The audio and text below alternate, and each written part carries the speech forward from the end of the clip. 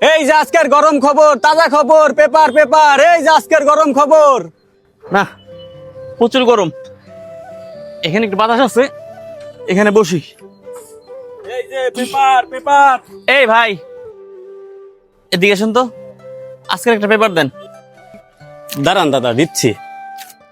এলান। কয় টাকা ভাই? 10 টাকা দাদা।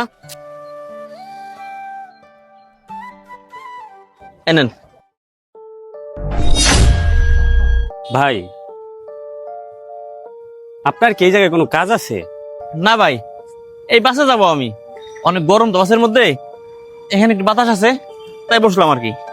ভাই, আমার কথায় যদি আপনি কিছু মনে না করেন, বাসে গিয়ে বসলে ভালো হইতো। ভাই, অনেক গরম ভিতরে, এই জন্যে অস্থির হয়ে গেছি। একটু পরে আর কি চলে যাবো ভাই। ভাই, কিছু মনে করেন না আমার কথায়।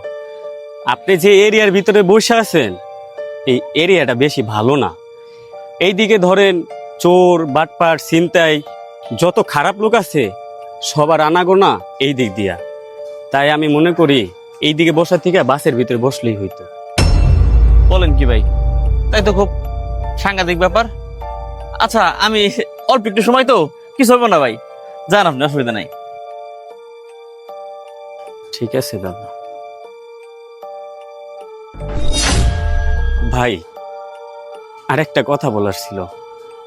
যদি মনে করেন আপনি এই জায়গায় বসছেন বা কোনো সমস্যা হয়ে গেছে, তাহলে এই ছোট ভাইয়ের নামটা বললেন।